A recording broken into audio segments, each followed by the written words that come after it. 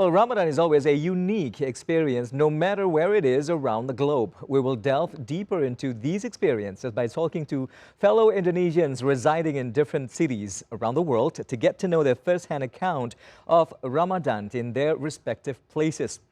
Today, we are joined by Andri Wardana, another fellow Indonesians residing in Thailand, joining us live via Zoom applications. Andri, good afternoon to you. Thank you very much for taking your time and talk to us here in Focus today on TV and World. Good afternoon. Thank you so much for inviting me today. Yeah. So, Andri, I'm aware that you are not in Bangkok, the capital, but rather you are in Chiang Rai. So, how is it Yes. the Ramadan is observed over in Chiang Rai, not in the capital? Okay, so here in Chiang Rai, it is the most northern part of Thailand where there is very limited number of Muslim living here right now. So I can say that the atmosphere is very, very different from what we have in Indonesia or in Bangkok. Maybe there might be more and more people in Bangkok, I mean, Muslim people, but now here it's very limited. It's very few people here. Right. So when you say very, very different, it means that you almost feel like it's not Ramadan even. Exactly. So, from the few people that you've met along the way, Andri, in Chiang Rai, you say that not many of them are Muslims. What sort of feelings and experiences that they actually are now experiencing in Chiang Rai? Okay, actually the feeling of Ramadan it can be felt as well because there are many students from southern part of Thailand which are Muslim study here in the university where I'm working right now. So there is like Muslim club, Muslim students club here where they organize some Tarawih and iftar together. So I can still feel the Ramadan from that way. Right. So it is a theme park rather than a mosque where Muslims are gathering in Chiang Rai. So we just gather, we pray at the lecture hall. So it's kind of the facility given by the campus to us Muslim students and Muslim workers here in Chiang Rai. All right. In that particular theme park, Andri, are you guys meeting only Indonesian Muslims, also with other Muslim counterparts across the world? Yeah, as I explained, there are very limited number of Indonesian Muslim here. So we gather with Muslim from other Asian countries actually, and also from some African countries where they are studying here. So we just gather from Myanmar, Thailand itself, from Malaysia, Indonesia, so just like that. Right. From my own experience and a lot of people's experience, Andri, it's quite hard to find halal food, food that we can eat during Ramadan, particularly for iftar and also for sahur. Is that the same case over in Chiang Rai, or is it a little easier to find? Yes, you're right. But fortunately, here we have some night markets, which is held every Monday, every Wednesday, and Thursday. So there are some shops that are selling halal food, right? Chicken with rice, cow soy, chicken curry, and things like that. So we are a bit lucky. So we have some days where we can buy some halal food from these shops. All right. Is there any distinctive cuisine or delicacies that is very cultural and very typical to Chiang Rai served during the Ramadan that you see over in the city? Okay. There are some sort of, Chiang Rai's specific food that are sold during this Ramadan. It is called cow soy. It's actually chicken curry. And when I eat this cow soy, it reminds me of my mother food. Actually, my mother cooking. It's like chicken curry. So it is nice. It's like opor ayam actually. So it reminds me of my mother's cooking. All right, so it's basically Indonesian home-cooked menus, but rather you cook it in Thailand.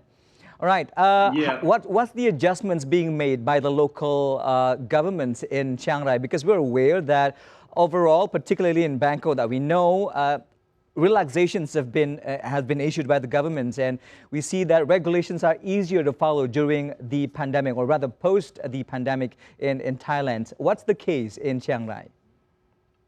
Okay, in Chiang Rai itself, I think that the government is still strict about the COVID-19 measures, Yeah. where we pray, let's say when we pray Tarawih, we still keep physical distancing, we still wear masks.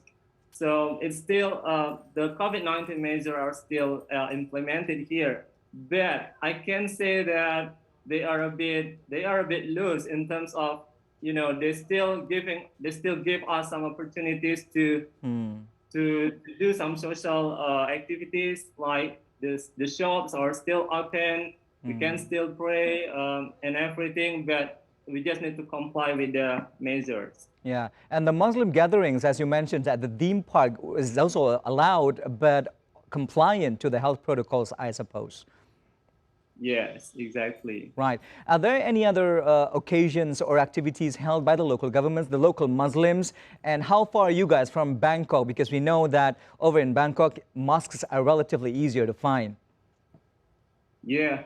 So in this province, which is quite a small city, where I live now, because I live on campus, it's a bit far away from the nearest mosque here. It takes about 15 kilometers to the mosque, where many Muslim people, especially from Pakistan, are living there. But maybe they can feel a little bit of Ramadan atmosphere there. But here in this university environment, we can just do some tarawih together, and it's quite hard to form like iftar together here, because only a few people here, especially my Indonesian colleagues as well. But maybe there are less than 10 people here.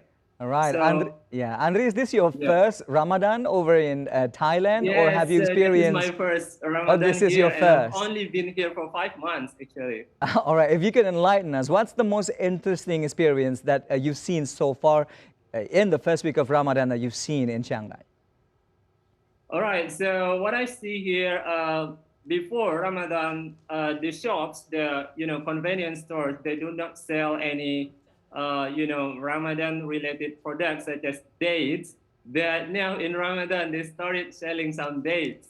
So I can see that, and I can feel that, oh, it's Ramadan now. Right. Andre, we are currently looking at pictures of a few people conducting or observing Taraweh prayer in indoor setting. Where is it exactly? Yep, it's actually in a lecture hall in the university.